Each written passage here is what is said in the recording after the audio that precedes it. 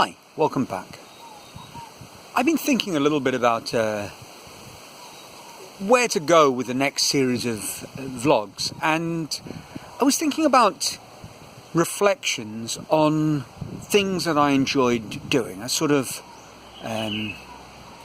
lessons I learned from mini-series. Of course, truth be told, it wouldn't be lessons I learned from, but lessons I should have learned but probably haven't, or perhaps lessons I learnt and then the mistakes I kept on repeating. That's probably something closer to the truth.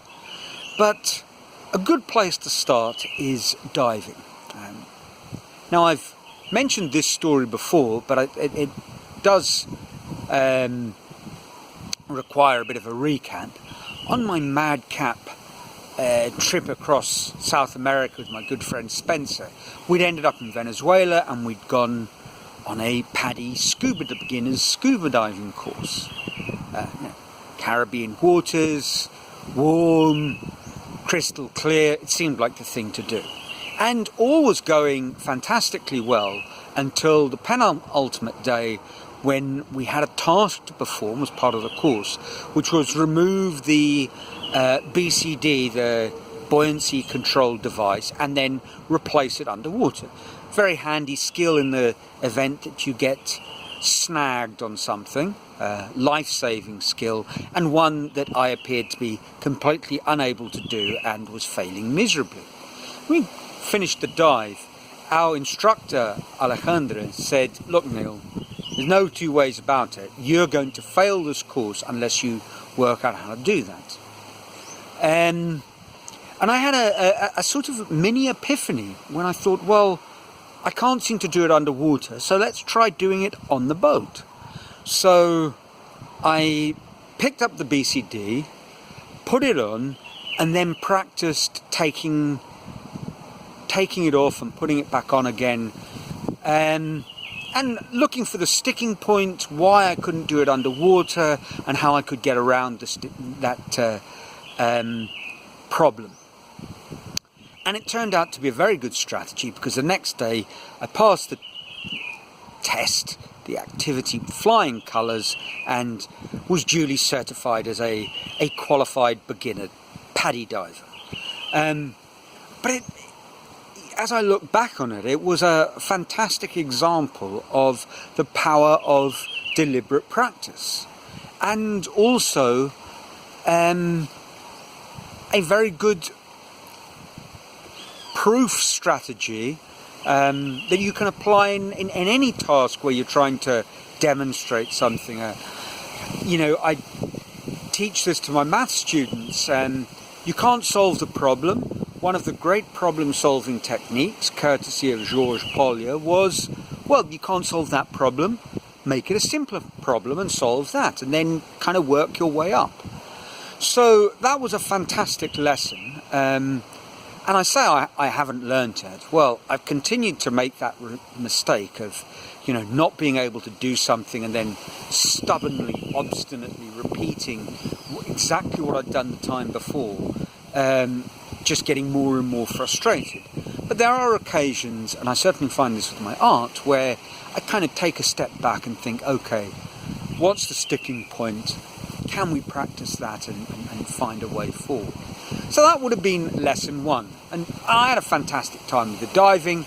I went on one more dive, this time through a tourist agency, on another trip to Venezuela. It was a wreck dive. Fortunately, it had rained heavily the night before, so visibility had gone from the kind of 50-foot visibility in Venezuela to maybe 50 centimetres. And it was a wreck dive. The great attraction was this container boat full of cars. So my experience was just swimming around in this cold, unpleasant water, continually swimming into submerged cars. Bizarre, but not really pleasant. And I thought that was me done with diving, but then a teacher at Newton College and her boyfriend, partner, Jamie, and Suzanne and Jamie, said, well, come on a diving trip with us. Now, Suzanne had done considerably more diving than me, and Jamie was very much a professional diver, instructor, so forth. And his father ran a dive business in the Turks and Caicos. So off we went via Miami, spent 8 hours on South Beach, which was just about enough time to enjoy it and then feel we were ready to move on. Got to Turks and Caicos, ready for this unbelievable dive experience, and it was fantastic. I mean, it was 100 foot plus visibility. The water was 26 degrees centigrade, 20 meters down. Just a stunning experience. But on day one, it was immediately apparent to everyone that whilst there were varying levels of ability, I was beyond being a novice. I was almost incompetent. So Jamie took me to one side and said, look, Neil, I can solve all your problems. Tomorrow, actually no, this was around about lunchtime, this afternoon on our second dive, it was 2 dives a day, I am going to just give you a paradigm shift with your diving. So I said, fair enough. And he went down very slowly with me and walked me through baby beginner steps, the whole equalizing process, and teaching me how he breathed underwater. And I mean, it took me 10 minutes of the dive just to get to the ocean floor, quite shallow as well. But it was time so well spent, because after that the rest of the trip was fantastic. I mean, my oxygen efficiency had just doubled. I was swimming in a sort of relaxed way. I felt like one of those divers, flipping your fins and just gliding through the water. Saw amazing creatures, sharks, spotted eagle, family of spotted eagle rays, big ocean going turtles. Yeah, just fantastic trip, and amazing reefs. Probably the most outstanding experience was kind of getting to the end of one of the reefs. It was sort of the end of a shelf, and then it dropped down literally 2,000 meters. You went from being in this clear, transparent water, and then you looked down and it was like a deep indigo. Amazing experience. At the end of the trip, I'd had a wonderful time, and Jamie actually owed me a little bit of money. And he said, look, I just can't pay you back, but how about I sort you out with some gear? So I said, sure. And there was a BCD and some fantastic fins, French, very long, wonderful, just the works. And when we got back to Lima, I invested in a wonderful custom-made wetsuit. Water in Lima is very, very cold. And then, as fast as I'd got into diving, and we went on one dive in Lima, swimming with sea lions in near this island, or prison island. That was an incredible experience. And then, bar I think once in South Africa, I never went diving again. The time in South Africa, it was a big group touristy thing, 35 people in the water at the same time, another wreck dive. Maybe I should have learnt my lesson. And it was like 35 people splashing around, poor visibility, very unpleasant. And I got to top and I thought, I've had a most amazing dive experience, and unless I go to one of the most exotic and fantastic venues in the world, it's just never going to be quite the same. And I don't enjoy diving enough to put myself through the hassle. So, having bought all the gear and gone on precisely 2 dives with it, I retired from diving. And that was a lesson, and definitely one that I've never really learned, where I get full of enthusiasm, buy the gear or the book or the whatever it is, and then just never use it. I've got cupboards full of stuff. I mean, we all have. I think it's a common story of collecting gear that you don't actually use.